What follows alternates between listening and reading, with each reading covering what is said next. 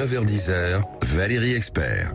Bonjour à toutes et à tous, bienvenue si vous nous rejoignez. On est ensemble jusqu'à 10h pour commenter l'actualité et puis l'émission média ensuite avec Gilles Gansman, mercredi 2 novembre, avec aujourd'hui pour commenter l'actualité Yves Damécourt. Bonjour, porte-parole du mouvement de la ruralité. On va peut-être comprendre enfin à quoi servent ces bassines et ce que sont ces fameuses bassines avec vous. Gaëtan Dussaucet, membre du Conseil national du Rassemblement national. Bonjour à vous. Lamia El Harraj, conseillère de Paris et porte-parole du Parti socialiste. Bonjour. Et Noémie Alioua, vous êtes essayiste, journaliste pour i24 News. Bravo Valérie. Vous avez publié Les uns contre les autres, Sarcelles du vivre ensemble au vivre séparé. Ça pourrait s'appliquer quasiment à toute la France, je pense. Oui, bien sûr. C'est paru aux éditions du CERF. Eh bien, vous l'avez entendu dans le rappel des titres à l'instant. Gérald Darmanin veut créer un titre de séjour pour les métiers en tension. Et puis, il veut également, on l'a appris, ce sera à lire dans Le Monde, Darmanin veut inscrire les immigrés menacés d'expulsion au fichier des personnes recherchées. On va revenir sur ce qui se passe à l'hôpital. Il faut qu'on en parle tous les jours, encore et toujours. 150 000 € ont été annoncés pour la pédiatrie. Si vous lisez Le Canard enchaîné, vous allez lire une histoire absolument effarante de ce qui se passe aujourd'hui dans les urgences pédiatriques. Et puis Emmanuel Macron, en même temps, promet plus de moyens militaires pour l'Ukraine. Tous ces sujets avec vous. Et puis on va commencer avec vos coups de cœur, vos coups de gueule. Partons à l'étranger avec vous, Noémie, Oui. En Israël. Oui, tout à fait. Les élections israéliennes qui, comme vous le savez, ont eu lieu hier. Ce petit pays qui se trouve à 4000 km d'ici, qui a des choses à nous apprendre en termes de vitalité démocratique. Il y a donc eu cette élection qui va permettre de définir le nom du prochain Premier ministre. C'est un système, je le rappelle, à proportionnel intégral, c'est-à-dire qu'il y a une constellation de petits partis qui, dès lors qu'ils ont dépassé le seuil d'éligibilité, doivent se coaliser pour former un bloc, une coalition. Et il y a deux blocs assez clairs qui sont départagés, celui de droite et d'ultra-droite mené par le Likoud, donc porté par Binyamin Netanyahou, et celui de la gauche et de l'ultra-gauche, même si l'ultra-gauche est plutôt moribonde en Israël. On aura les résultats définitifs demain soir, mais pour l'heure, le bloc de droite domine.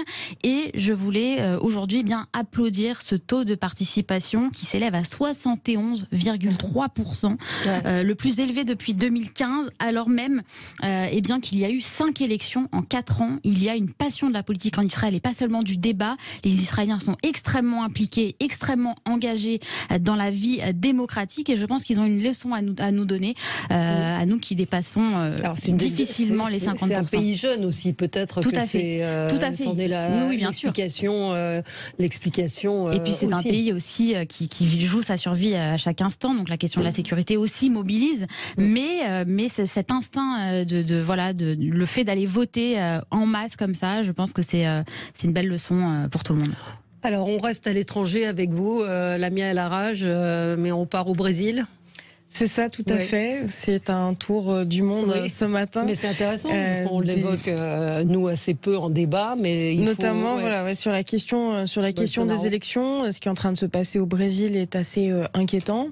Je pense que l'élection de Lula a été un ouf de soulagement pour un grand nombre d'hommes et de femmes politiques, pour un grand nombre de personnes, notamment au vu des différentes urgences et de la séquence dont sort le Brésil. Simplement, je trouve que le discours de Bolsonaro n'est pas très clair. Effectivement, ça a été évoqué. Il dit respecter la Constitution, mais il ne reconnaît pas sa défaite. Il y a des blocages qui sont actuellement en cours sur un grand nombre d'axes routiers de la part des pro-Bolsonaro ou des bolsonaristes, je crois qu'on dit, qui est quand même assez inquiétant. Et j'en profite pour faire un parallèle avec ce qui se passe un peu ailleurs dans le monde, de façon très différente, bien évidemment. Je ne sais pas si vous avez vu cette vidéo qui est absolument abominable, qui circule depuis hier, des forces du régime des mollahs en Iran qui arrêtent un manifestant, qui le roue de coups, qui le tire par les bras et qui finit par juste lui tirer une balle. On imagine dans la tête parce qu'on ne voit pas l'intégralité de la scène, mais c'est une scène qui est absolument épouvantable.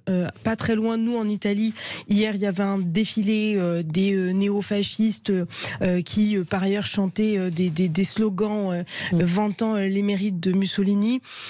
Tout ça est très inquiétant. Je pense qu'un un peu partout dans le monde, les forces réactionnaires, l'extrême droite gagne du terrain.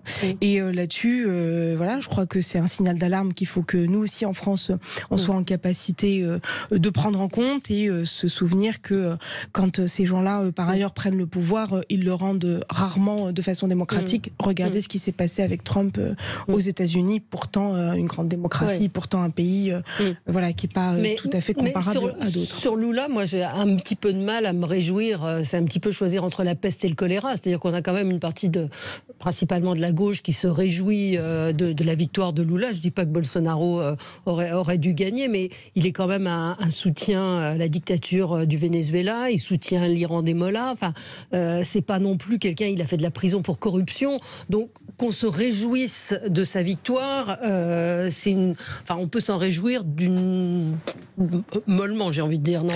Alors, vous avez raison sur les questions notamment internationales. Je rappelle quand même que la construction notamment dans les pays d'Amérique latine, c'est une vision anti-impérialisme américain. Donc, je dis pas ça pour le cautionner. Je dis juste que c'est un contexte qui est sensiblement différent. Effectivement, Lula soutient l'alliance bolivarienne, où notamment on a la Russie, l'Iran. Donc, de ce point de vue-là, on peut pas s'en réjouir. En revanche, aujourd'hui, sa victoire, elle est marquée dans le cadre d'une coalition à gauche. Donc, on peut là s'attendre à ce que sur ces questions internationales, il y ait une évolution. Du moins, je l'espère. Sur la question de l'affaire de corruption, je rappelle quand même que entre-temps, tout ça a été démontré. C'était une mascarade de procès qui a été tenue. En revanche, je pense que sur ce qui est en train de se passer, on l'a vu, la gestion par Bolsonaro de la crise du Covid a été absolument déplorable. Les inégalités sont croissantes. L'Amazonie est en train, qui est quand même le poumon vert de la planète, est en train d'être entièrement détruite. Pour cet aspect-là, sur cet aspect-là, c'est des choses qui sont plutôt positives. Maintenant, à voir dans le cadre de la coalition qui s'est construite, comment est-ce que tout ça se tempère, comment ça va se mettre en place. Oui, mais vous avez raison sur l'acceptation aussi en demi-mesure de Bolsonaro qui n'a pas reconnu la victoire. Vous avez peut-être un commentaire qui a étendu Saucet sur le Brésil? Non, pour le coup, je n'ai pas particulièrement à être juge de l'expression qui a été celle d'un peuple à l'occasion d'une élection. Ce qu'on sait juste, c'est que effectivement, le Brésil est un pays qui est excessivement fracturé, divisé. Il y a une pauvreté qui est immense, des inégalités sociales qui ont augmenté, un problème aussi sur le contexte sécuritaire. Et force est de constater, le résultat des urnes montre que finalement Bolsonaro n'a pas réussi à tenir les promesses sur lesquelles il s'était fait élire il y a quelques temps. Donc maintenant, il faut évidemment que tout cela se passe de manière pacifique, que la transition puisse se faire et que le président élu, puisque c'est l'expression de la volonté populaire, puisse exercer ce pourquoi il a été élu et qu'il puisse rentrer dans ses fonctions le plus rapidement possible, bien évidemment. Yves Damécourt. Oui, je note moi que M. Bolsonaro est le premier président du Brésil qui n'a pas été réélu en président sortant. Habituellement, un président sortant est réélu, donc ça pose problème. Je note aussi que, contrairement à ce qu'avaient annoncé les sondages et les médias, l'écart est très faible entre les deux candidats. Donc je pense que les Brésiliens ont eu du mal à choisir. Et puis enfin, je note qu'il y a une grande scission dans le pays entre le Nord et le Sud, puisqu'en fait le Nord-Est a voté à 60 ou 69% pour Lula, alors que le Sud a voté très largement, à plus de 60% pour Bolsonaro. Donc les problèmes sont devant eux. Ouais. On va passer à votre coup de gueule, Gaëtan Dussaucet. Oui, alors cette fois je reviens sur des affaires internes et françaises. Désolé de ne pas poursuivre le voyage du monde un peu plus loin. Non, c'est tout simplement le Conseil d'État qui a remis un avis qui malheureusement était prévisible, puisque celui-ci est soumis à la hiérarchie des normes et donc à la directive européenne liée, qui du coup va réhabiliter donc le contrôle technique pour les motos, les véhicules à 2 roues à partir du 1er janvier. Donc évidemment, c'est un coup de gueule parce que on sait que nos dirigeants, ils ont toujours eu un peu cette manie de vouloir aller voir ce qui se passe, notamment du côté de l'Allemagne, de nos voisins allemands, et de se prendre ça comme modèle. Or, il se trouve que l'Allemagne elle-même a déjà appliqué le contrôle technique pour les motards.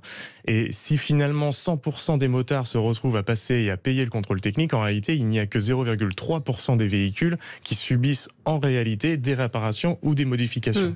Donc très clairement, c'est quelque chose qui ne sert à rien, qui en plus de ça arrive dans un contexte, on le sait, d'inflation, de restrictions aussi aussi sur l'usage que l'on peut avoir des véhicules. On a tous en tête évidemment les 80 km/h, la multiplication des radars.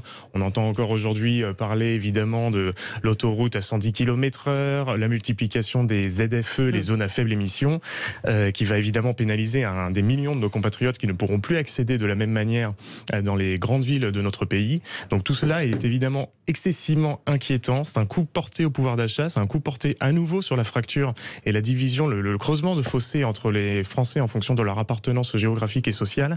Et tout ça, évidemment, ne va pas dans le bon sens. Donc Macron, malheureusement, on le savait, il ne pouvait pas aller à l'encontre de cela, parce que c'est une directive européenne qui date de 2014 et la hiérarchie des normes fait que le Conseil d'État avait évidemment de grandes difficultés à s'y opposer. Il n'y a aucun calendrier qui est fixé, on ne sait pas quand est-ce que ce sera appliqué. Selon la loi et l'avis, ce serait au 1er janvier après. Moi, ce que j'ai retenu en revanche, c'est que la plupart des deux roues qui sont impliqués dans des accidents avaient des défaillances techniques. Ça peut exister, mais la plupart d'ailleurs ne font pas l'objet en réalité d'un permis ou sont dans l'utilisation parfois un peu abusive de ces véhicules-là. Ce que l'on constate, c'est que cette mesure, elle va impacter, alors qu'elle n'a finalement aucune efficacité, aussi bien sur le plan sécuritaire et sur le plan écologique, va impacter quasiment 2,5 millions de nos compatriotes. Je pense que la période qui est celle de l'inflation n'y encourage absolument pas. 9h14 sur Sud Radio, on se retrouve dans un instant, on va parler des bassines. Vous allez peut-être comprendre enfin ce que sont ces bassines. Est-ce que c'est bien, est-ce que c'est pas bien? On est avec vous dans un instant.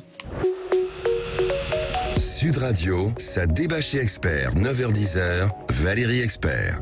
Avec vous sur Sud Radio jusqu'à 10h pour commenter l'actualité. Alors Yves Damécourt, coup de gueule.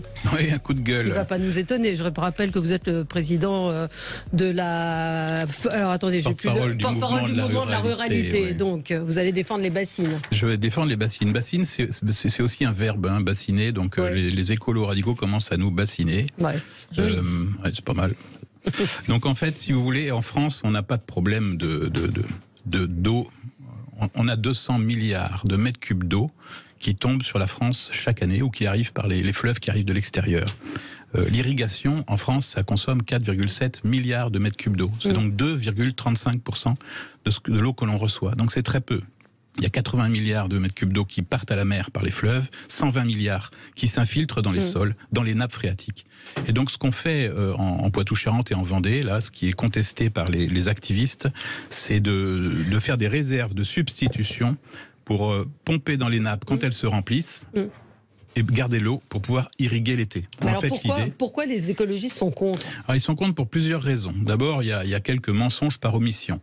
Donc si vous allez sur le site de Greenpeace, ils expliquent que 71% des surfaces agricoles européennes sont destinées à l'élevage. Et que donc, et notamment les cultures fourragères, notamment le maïs, qu'ils n'aiment pas du tout, qui sert d'aliment pour le bétail. Et donc ils disent, en fait, on pourrait se passer de tout ça si on arrêtait de manger de la viande. Ils oublient juste de dire que dans ces 71% des surfaces agricoles destinées à l'élevage, il y a la moitié qui sont des pâturages, notamment des pâturages de montagne, etc., qui sont des terres qui ne seraient pas cultivables. Et que donc ça changerait rien au modèle.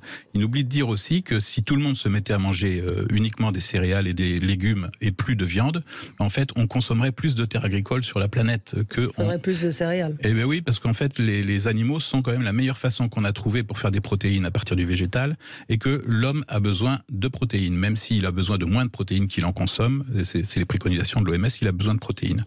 Donc, on a besoin de retenir l'eau l'hiver pour l'utiliser l'été. Alors il y a des endroits où vous avez des reliefs montagneux et on peut faire des retenues d'eau, ce qu'on appelle des retenues collinaires. Mais il y a d'autres endroits, comme les Deux-Sèvres ou la Vendée, où vous êtes sur des plaines et donc vous n'avez pas de solution de retenue d'eau.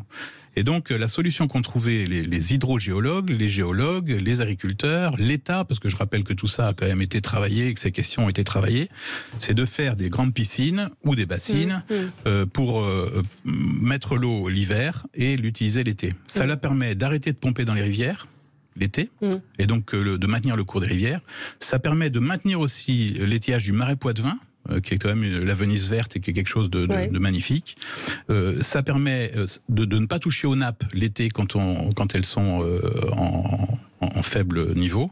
Enfin bref, ça a beaucoup d'atouts, notamment écologiques, de maintien des zones humides, de la biodiversité, enfin toutes les choses qu'aujourd'hui, pour lesquelles les écologistes se battent, en fait, sont réalisées grâce à ces bassines. Et ça n'a pas été réalisé par des fous furieux. Ça a été réalisé par le BRGM, qui est un organisme qui a une notoriété mondiale, qui est le Bureau de recherche géologique et minière. Alors votre coup de gueule, il porte sur quoi? Sur les écologistes? Sur les écologistes qui veulent, qui dégradent. C'est plus une question morale pour eux que. En fait, moi, je vais vous dire, nous, au mouvement de la ruralité, on est des écologistes, on vit dans la nature, on est agriculteur, moi je suis viticulteur, on respecte la nature puisque la nature c'est notre mère nourricière. Et quand on voit des gens qui arrivent, la plupart masqués, de zones urbaines, etc., pour venir détruire des ouvrages qui ont été imaginés, pensés pour justement atteindre des objectifs de lutte contre la désertification, parce qu'en fait les Deux-Sèvres aujourd'hui c'est le département français qui risque la désertification. Comme la Mésopotamie en son temps. La Mésopotamie, c'était le grenier du monde, grâce à l'irrigation, et aujourd'hui, c'est un grand désert. Et donc, il faut travailler sur ces questions-là. On reproche aux bassines aussi l'évaporation.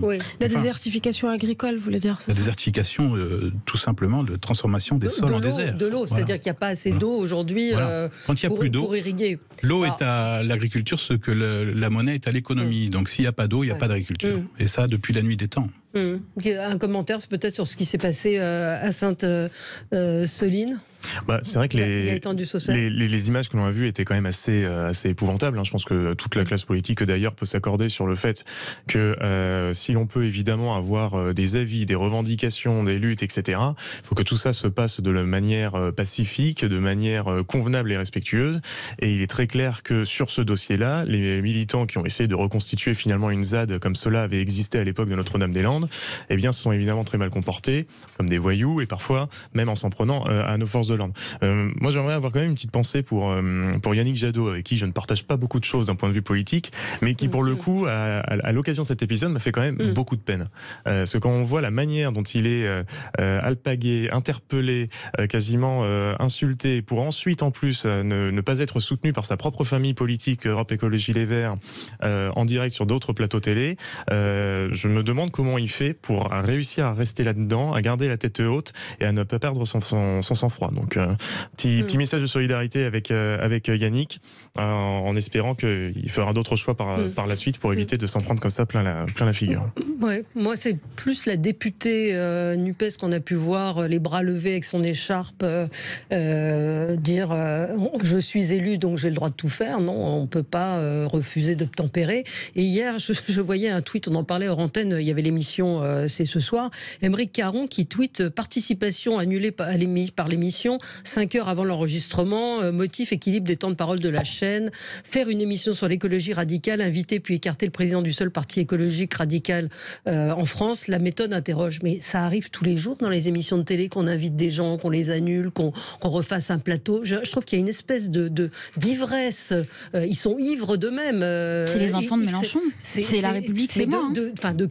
Mélenchon, c'est la République, pour dire j'ai été invité et désinvité, mais tu es qui? Enfin, pardon de dire ça comme ça. Tout à fait. Non, mais et la députée, c'était pareil. C'était je suis députée, j'ai donc le droit de refuser d'obtempérer à des policiers, des CRS qui vous disent de reculer. Je ne sais pas comment vous voyez les choses.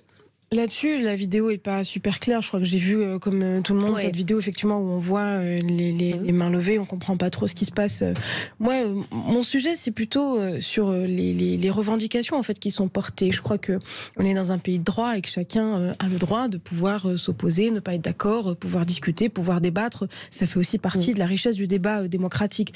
En l'occurrence, je pense qu'aujourd'hui, à l'heure de la transition écologique, à l'heure où la planète est en train de brûler, on se doit de prendre des positions très fermes et de réfléchir ensemble à la question qui est celle de comment est-ce que la Terre nous nourrit demain, comment est-ce qu'on préserve la planète, comment est-ce qu'on évolue dans un monde aujourd'hui qui est en train de changer de façon radicale. On parlait tout à l'heure de Lula, vous avez parlé tout à l'heure de la question du contrôle technique des 2 roues motorisées. Moi, je me permets juste de faire un lien, je suis pas du tout d'accord avec vous, parce qu'aujourd'hui, les 2 roues motorisées sont source de nuisances qui sont très importantes, sont source de pollution importante, et que c'est au même titre, attendez, je me permets juste de terminer, au même titre que les véhicules thermiques se doivent de pouvoir être contrôlés. Juste pour vous donner une indication, une moto débridée qui traverse Paris d'est en ouest, est-ce que vous savez combien elle réveille de personnes dans Paris? Ah oui, mais ça sur les nuisances sonores, c'est un autre sujet. On est entièrement mais ça fait partie de la question du contrôle technique. Le contrôle technique fera que ça empêchera ce genre de nuisance. Exactement. Je pense que ça fait partie des choses aujourd'hui qui doivent être réglementées et personnellement, je me réjouis de la décision du Conseil d'État que nous étions un certain nombre à attendre et je pense que c'est une bonne chose. Sur la question aujourd'hui de l'agriculture, de quel est notre modèle agricole, sur la question de l'élevage intensif, c'est des débats qui doivent être posés et moi j'ai pas de sujet à ce qu'on puisse discuter en confrontant nos points de vue. Ce qui m'a choqué, vraiment, ça a été les images de ces contestations de gens qui se revendiquent de l'activisme politique ou de l'activisme écologique ou de l'activisme militant. Je sais même pas en fait comment il faut les définir parce que c'est une forme de brutalité qui est imposée sur la base d'une revendication sans doute légitime, c'est pas le sujet, mais qui s'appuie sur des méthodes qui pour moi sont pas acceptables en démocratie. Vous avez évoqué Yannick Jadot et moi je vois aussi ce qui s'est passé vis-à-vis des gendarmes qui étaient mobilisés avec des jets de projectiles, avec des choses qui étaient d'une violence inouïe, des gens qui sont masqués, cagoulés. Quand on est dans une manifestation, enfin pardon, mais on sait ce que c'est comme type de mouvement dans les manifs, quoi. Donc moi ça m'interpelle beaucoup. J'entends la question de la désertification, mais je crois que c'est un débat qui est tout à fait légitime. Moi je suis intéressée par le point de vue que vous évoquez, mais je pense que la méthode qui est utilisée aujourd'hui à Bassine est incompréhensible. Oui, mais ça a été adopté, accepté. Il y a 140 pages. Stéphane nous dit s'il n'y avait pas eu de force de l'ordre, il n'y aurait pas eu de violence. Bah oui, s'il n'y avait pas d'armée en face, il n'y aurait pas de guerre non plus. Je suis désolée, on ne peut pas laisser des gens s'installer. C'est une manifestation interdite. Laisser des gens s'installer sur des propriétés privées, ce qui était le. Et je rappelle quand même qu'ils ont sectionné voilà, un tuyau d'arrivage d'eau sur une exploitation agricole et non pas sur ce projet en lui-même. Les forces de l'ordre avaient à être là. Allez, on se retrouve dans un instant avec vous sur Sud Radio 9h27. À tout de suite. On commente l'actualité effectivement avec vous, avec Yves Damécourt, Gaëtan Dussaucel, Lamia El Harraj et Noémie Alioua. Projet de loi immigration, le gouvernement veut donc créer un titre de séjour pour les métiers en tension. Donc c'est dans le cadre donc de la loi sur l'immigration et on a appris aussi ce matin que Monsieur Darmanin, Gérald Darmanin, ministre de l'Intérieur, voulait inscrire les immigrés menacés d'expulsion au fichier des personnes recherchées. Alors déjà, titre de séjour pour les métiers en tension. C'est un article qui est à lire, une interview qui est à lire dans Le Monde. L'idée, c'est d'améliorer les procédures pour intégrer, faciliter l'insertion des travailleurs étrangers. Il y en a beaucoup qui travaillent déjà. Et je me souviens qu'on avait, je crois que c'est Sophie de Menton qui l'avait évoqué, des gens qui sont là, qui sont en France, qui travaillent dans des restaurants, dans des domiciles, des aides à la personne et qui n'ont pas leur titre de séjour. Est-ce que c'est une bonne chose, Lamia El Harraj? Alors déjà, on a l'impression, avec Gérald Darmanin, c'est ça qui est merveilleux, qui redécouvre à chaque fois des choses qui existent déjà. Donc je trouve ça formidable, il présente ça comme une avancée. Ça existe déjà, hein, pour le coup, les titres de séjour qui sont octroyés sur certaines filières de métiers, ça existe déjà. Donc il a juste rien inventé, en fait. Simplement, ce que ça révèle, c'est qu'on a aujourd'hui une problématique importante en matière de recrutement. Je crois que n'importe quel entrepreneur aujourd'hui ou n'importe quel secteur d'activité en parle. Vous avez évoqué la restauration, le bâtiment, tout ce qui concerne les secteurs tertiaires aujourd'hui sont très très impactés par un problème de main-d'œuvre. Il y a aussi une question qui est quand même très hypocrite, c'est-à-dire que vous avez des personnes qui vivent en France, qui travaillent, qui sont légalement déclarées, qui sont enregistrées, qui payent des impôts, qui cotisent et qui, malgré ça, n'ont pas de titre de séjour. Donc c'est une excellente chose de considérer que c'est un sujet qu'il faut traiter et c'est des gens qu'il faut être en capacité de faire rentrer dans la solidarité nationale et de leur donner des droits, en fait, parce que c'est de ça dont il s'agit. Maintenant, sur cette question des filières en tension, je me permets juste de faire un petit parallèle avec ce qui se passe au Canada. Je ne sais pas si vous avez vu, mais le ministre de l'immigration canadienne a fait une déclaration sur le fait que le Canada allait accueillir d'ici 2025 près d'1 million de personnes en plus, parce qu'ils ont des problématiques de natalité, parce qu'ils ont des départs à la retraite qui vont être très conséquents dans les 5 prochaines années, et parce qu'ils ont l'augmentation des tensions sur la question de la main-d'œuvre. Donc c'est un problème mondial, si je puis dire. Et on voit bien qu'aujourd'hui, les frontières ne sont plus celles qui existaient il y a de ça quelques années, et c'est une bonne chose. Oui. Donc ce qu'il explique aussi, Gérald Darmanin, pour le coup, c'est aussi une bonne chose, c'est que, comme vous le dites, c'était possible, sauf qu'aujourd'hui, sauf que certains employeurs ont intérêt à maintenir dans la clandestinité leurs salariés. Donc là, il y aura une démarche possible pour ces salariés sans papier de prouver qu'ils travaillent et et de faciliter finalement leur intégration. Ça vous intéresse aussi, vous, j'imagine, parce que vous êtes dans des secteurs en tension, Yves Damécourt. Nous, dans l'agriculture, on a beaucoup de... bien sûr, beaucoup de travailleurs, notamment marocains, et puis beaucoup de travailleurs européens de l'Europe de l'Est, qui, eux, peuvent venir travailler en France sans problème. Aujourd'hui, il y a beaucoup de Bulgares, de Hongrois qui viennent travailler dans les régions viticoles, dans les régions de vergers, etc. Donc, et qui ne sont pas concernés par le discours du ministre. Je trouve curieux que cette proposition, qui pour beaucoup de sujets d'ailleurs en défense des portes ouvertes, comme ça vient d'être dit, arrive juste après les 2 voyages du président et de la première ministre en Algérie. Donc je trouve ça curieux, parce que je pense qu'il y a des promesses qui ont été faites à l'époque sur la régularisation d'un certain nombre d'Algériens, sur les suites de l'accord d'Évian, sur la façon dont il est appliqué au jour le jour.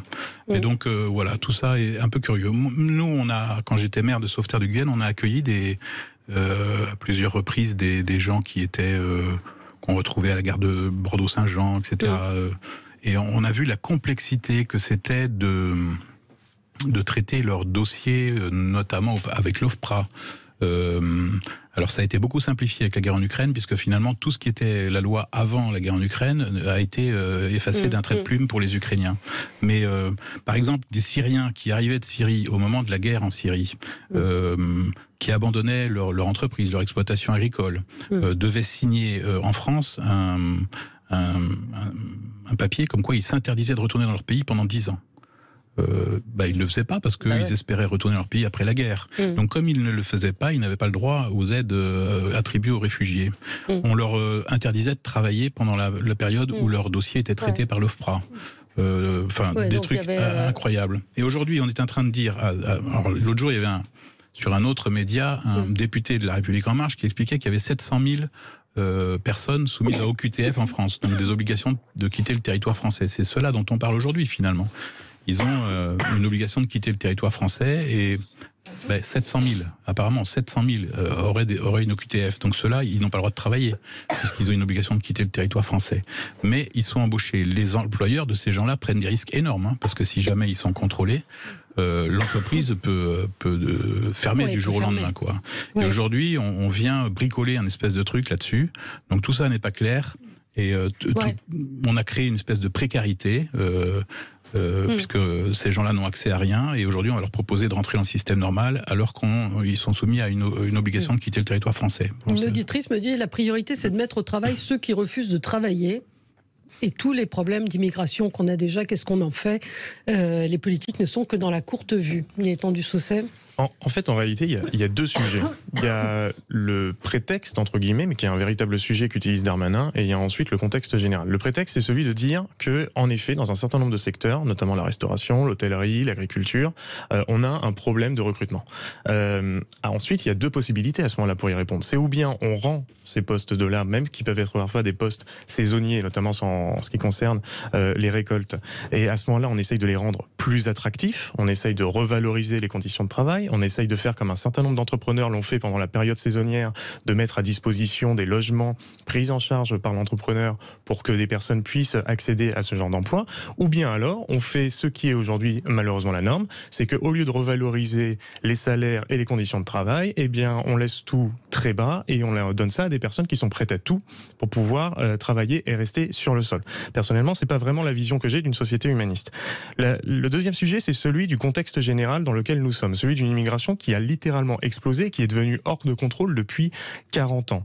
Ce que propose là Darmanin, c'est quelque chose qui est très grave, parce que en réalité, alors lui, il appelle ça un titre de séjour de métier en tension. Ouais. Mais en réalité, c'est très hypocrite de sa part. Ça revient juste en fait à régulariser les travailleurs clandestins. C'est un magnifique renvoi d'ascenseur qu'il fait à Jean-Luc Mélenchon et à toute cette gauche française qui a appelé à voter pour Emmanuel Macron au soir du premier tour de l'élection présidentielle. Moi, je trouve ça particulièrement inquiétant parce qu'aujourd'hui, vous venez de l'étranger en situation irrégulière, vous rentrez même parfois légalement, mais par la suite, vous perdez la possibilité de vous maintenir de façon légale sur notre sol. Vous êtes déjà pris en charge en termes de soins, c'est ce qu'on appelle l'aide médicale d'État, soins gratuits réservés pour les clandestins. Vous êtes pris en charge en termes de logement, vous êtes pris en charge en termes de formation professionnelle, et maintenant le gouvernement va dire que en plus de ça, si vous travaillez, vous aurez la possibilité d'être régularisé et donc de ne plus être expulsable. Moi, je trouve ça absolument inquiétant à partir du moment où la France est déjà victime et soumise à une immigration de masse qui est très importante. On parle de plus de 400 000 entrées légales par an. C'est toutes les 2 minutes, vous avez un étranger supplémentaire qui arrive en France, alors qu'au même moment, nous avons des comptes publics qui sont en déficit, que nous avons un système de sécurité sociale qui ne tient plus debout, qui manque énormément de moyens, notamment pour l'hôpital, on en reparlera tout à l'heure, et que nous comptons toujours, désolé de le dire et de le rappeler, 6 millions de chômeurs et 9 millions de pauvres. Donc je pense que là-dessus, il y a vraiment ce renvoi d'ascenseur de la part du gouvernement à destination de la gauche immigrationniste française qui est complètement indécente, et évidemment nos députés s'y opposeront de la manière la plus ferme à l'Assemblée nationale. Donc qu'est-ce qu'on fait, Déjà, j'abonde dans votre sens. Je pense que c'est évidemment une question d'intérêt, c'est-à-dire que régulariser les sans-papiers ou plus largement favoriser l'immigration a toujours été poussé par le patronat pour avoir une main-d'œuvre à bas coût. Petit rappel historique, le regroupement familial qui lui a été soutenu il y a 40 ans par des chefs d'entreprise, Francis Bouygues, père de Martin Bouygues, institutionnalisé par le président Giscard d'Estaing et son premier ministre de l'époque, Chirac. Parlez bien dans le micro. Et donc, finalement, c'est une question d'intérêt pour avoir une main-d'œuvre à bas coût. Ça, c'est la première chose. Et la deuxième chose, j'abonde aussi dans le sens de la personne qui nous a parlé, même si j'utiliserai un autre ton, mais effectivement, on a un taux de chômage extrêmement élevé, plus de 7%, très loin derrière, par exemple, la République tchèque, la Pologne, l'Allemagne, et peut-être on pourrait déjà commencer par se poser cette question du chômage avant de poser la question de la régularisation des sans-papiers. Non, mais c'est. Alors, autre suggestion d'une auditrice, c'est une green card, permis de séjour lié à une durée déterminée qui dure le temps du contrat de travail. Mais ça existe déjà, ça. Mais on a des gens qui n'ont pas de travail aujourd'hui. Il y a des gens qui sont au chômage. Je crois que la question, elle se pose à l'envers. Il y a un SMIC quand même à bas coût. Il y a un SMIC aussi, bien sûr. Non, mais les employeurs peuvent pas employer moins cher. Mais c'est pour ça que la vraie question, il faut augmenter les salaires, il faut baisser les taxes, il faut trouver des solutions. Mais la solution n'est pas forcément d'ouvrir les portes du pays pour faire venir des gens et les payer une misère. Mais ils seront payés au SMIC. Oui, mais le SMIC, on peut l'augmenter, justement. Il y a des questions sociales qui se jouent, qui me semblent beaucoup plus intéressantes que tout de suite ouvrir les portes à l'immigration, encore une fois. Moi, je ne le comprends pas comme étant ouvrir la porte à l'immigration. Et c'est comme à chaque fois que j'entends immigration débridée, même si je ne suis pas étonnée de la part de l'extrême droite. Mais pour le coup, c'est pas tout à fait ça quand vous regardez la réalité des chiffres et des faits. En revanche, moi, je vous rejoins complètement sur la question des salaires. On a un vrai problème aujourd'hui de pouvoir de vivre, en fait, en France. Et notamment sur les métiers en tension. Quand vous discutez avec des représentants de restaurateurs ou quand vous discuter avec des gens qui travaillent dans la restauration, être payé au SMIC ou plus sur des horaires qui sont décalés, avec des métiers à forte pénibilité, dans un contexte de tension sociale qui est très importante, évidemment que ça pose un certain nombre de questions. Donc il y a la question des salaires, et pardon, mais ces personnes-là, en fait, elles travaillent d'ores et déjà en France. C'est des gens qui travaillent en France et qui sont pour un certain nombre qui sont déclarés. C'est-à-dire qu'ils existent, ils cotisent. Simplement, d'un point de vue légal, en fait, ils ne sont pas titulaires de documents d'identité, ce qui favorise les trafics, ce qui favorise la précarité, ce qui favorise le recul de l'accès aux droits. Donc là-dessus, c'est une forme d'hypocrisie en fait qui est la nôtre par rapport à ces gens-là. C'est pas des gens qu'on va accueillir en plus de ce que je comprends du projet de loi. Non, mais ça va créer un appel d'air. J'ai surtout pas envie de défendre Darmanin pour le coup. C'est surtout qu'en fait, il faut comprendre qu'il y a déjà une situation qui aujourd'hui n'est absolument pas acceptable, aussi bien pour le travailleur français qui ne peut pas travailler que pour le travailleur immigré clandestin qui se retrouve à travailler dans des conditions qui sont absolument effroyables. Et encore une fois, je le disais précédemment, c'est pas du tout l'image que j'ai de la part d'une société qui se veut humaniste, mais tout ça, c'est évidemment le fruit de décisions politiques qui ont été celles de nos dirigeants depuis un certain nombre de moments. Et ce qui est évident, c'est que tout ça va créer un appel d'air supplémentaire, alors que la France ne peut plus accueillir personne aujourd'hui. Petite pause et on se retrouve dans un instant avec vous sur Sud Radio. À tout de suite. 9h10, Valérie Expert. Nous débattons et je voudrais qu'on parle aussi de la situation de la pédiatrie, des urgences pédiatriques. Juste un mot peut-être quand même sur cette phrase de Gérald Darmanin, donc qui veut inscrire au fichier des personnes recherchées les immigrés qui sont menacés d'expulsion. On doit désormais être méchant avec les méchants et gentil avec les gentils. Phrase quand même d'une puérilité absolue. Même d'un ridicule, si vous me permettez, même d'un ridicule. On se demande s'ils sont à ce point déconnectés du réel pour ne pas voir le ridicule là, ne serait-ce que de la phrase en elle-même. Là, on est à un niveau on a l'impression de lire une BD pour enfants de 6 ans. Quoi. Oui, et puis nous allons désormais inscrire toutes les OQTF au fichier des personnes recherchées. Il ne s'agit pas de rétablir le délit de séjour irrégulier, mais de pouvoir constater que la personne repart et ainsi de compter tous les départs d'étrangers. Sauf qu'ils partent pas. Enfin, c'est un truc que je pige pas dans l'histoire. Et l'État a une responsabilité dans le fait qu'ils ne repartent pas, puisque en fait, il faut des accords avec les pays pour pouvoir rapatrier des gens dans leur pays d'origine. Et donc, dans tout ce qui a été dit depuis 15 jours, il est clair qu'il y a un déficit de diplomates aujourd'hui et de relations diplomatiques avec un certain nombre de pays pour refaire rentrer les gens dans leur pays. Moi, je suis allé au Congo-Brazzaville il n'y a pas très longtemps et j'avais fait le tour de tous les gens justement qui avaient été rapatriés au Congo-Brazzaville avec un petit pécule pour créer une activité économique là-bas, etc. Et donc il y a des réussites, il y a des échecs, mais il y avait un processus de rapatriement qui existait. Aujourd'hui, où est le processus de rapatriement ? Que fait le ministre ? En fait, il est en train de jouer à la patate chaude et de renvoyer la responsabilité à d'autres. Enfin, c'est pas une question de méchants et de gentils, c'est une question de... On vote des lois, mais on n'a pas derrière les processus d'exécution des lois qu'on a votées. Enfin, c'est hallucinant. On se fait plaisir. Moi, si je devais résumer, je pense la vision politique qui est portée, c'est celle du nivellement systématique par le bas, quoi. C'est-à-dire que de façon systématique, on a une vision qui nivelle par le bas. Avec tout à l'heure, il y a une auditrice qui disait à courte vue, oui, elle a raison. Oui. Elle a raison. On n'a pas de profs, on n'a qu'à les former en 48 heures. On n'a pas de soignants, on va en parler là des urgences. C'est pas grave, on va développer des petites enveloppes. On a des problèmes d'immigration ou d'OQTF non exécutés. Et c'est pas grave, on va créer un registre, alors que la question que vous soulevez, elle est éminemment importante. C'est celle des relations diplomatiques. Sauf que quand vous voyez comment Emmanuel Macron a réformé la vision diplomatique de la France, et notamment le corps diplomatique qui était quand même un corps d'excellence en France, on comprend, on nivelle par le bas. C'est vraiment dramatique et c'est extrêmement inquiétant. Rapidement, parce que je voudrais qu'on parle de ce qui se passe en pédiatrie et aux urgences. Bien sûr, non, mais c'est surtout en fait être méchant avec les méchants. Oui, non, alors cette déclaration, c'est vraiment montrer le niveau du gouvernement et du ministre de l'Intérieur. C'est particulièrement inquiétant, d'autant plus quand on connaît quand même le taux d'ensauvagement de notre société. Mais en réalité, cette volonté de vouloir inscrire sur un énième fichier les personnes qui, de fait, parce que c'est l'application de la loi, n'ont absolument aucune raison de rester plus longtemps et un jour de plus sur notre sol, c'est un véritable aveu d'échec. Ouais. C'est dire qu'en réalité, il ne contrôle absolument plus rien. L'État sous Emmanuel Macron ne contrôle absolument plus rien et était dans l'incapacité simplement de faire appliquer la loi. C'est même pas en créer des nouvelles dispositifs, c'est simplement appliquer la loi, c'est-à-dire appliquer la volonté du peuple.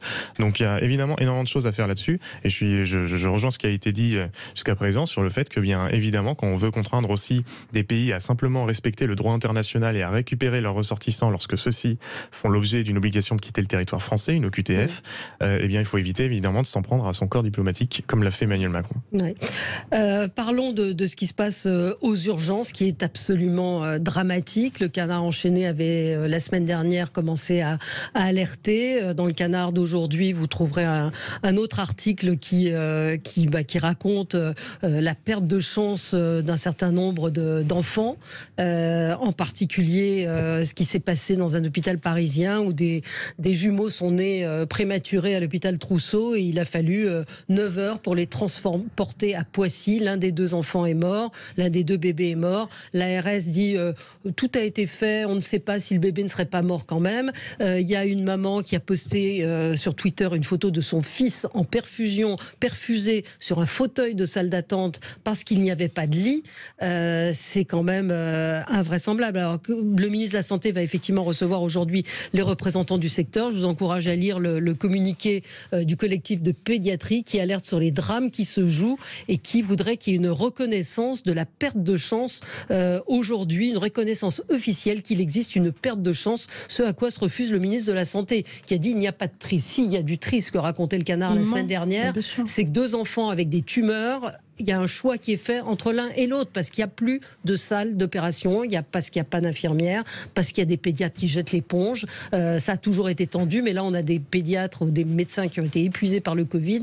Vous nous aviez raconté, Lamia, ce qui s'était passé pour votre fils aussi, qui a dû attendre 4 jours, avec une fracture. Triple fracture, double déplacement de l'avant-bras. 150 millions d'euros, on devrait avoir honte quand même. C'est pas une question d'argent non plus. Blague. Mais... Je crois que là, c'est peut-être qu'on aurait dû faire ça. D'ailleurs, c'est un coup de gueule général qu'il faut poster, qu'il faut crier, qu'il faut, je sais pas. Moi, je suis extrêmement en colère. Évidemment, je réagis à triple titre, si je puis dire, à la fois en tant que maman de très jeunes enfants, à la fois en tant que citoyenne, en tant qu'élue. Mais enfin, qu'est-ce qu'on est en train de faire à nos enfants? Qu'est-ce qu'on est en train de faire au secteur public hospitalier, qui quand même faisait jusqu'à il y a pas longtemps la fierté de la France, avec des technologies de pointe, avec de la recherche médicale très avancée, avec une prise en charge très importante dans tous les secteurs de la pédiatrie. Aujourd'hui, ce qu'on est en train de faire, c'est une perte de chance pour nos enfants. Bien sûr que c'est une perte de chance. Et je pense que ce qu'il faudrait faire, et on en avait parlé effectivement sur une précédente émission,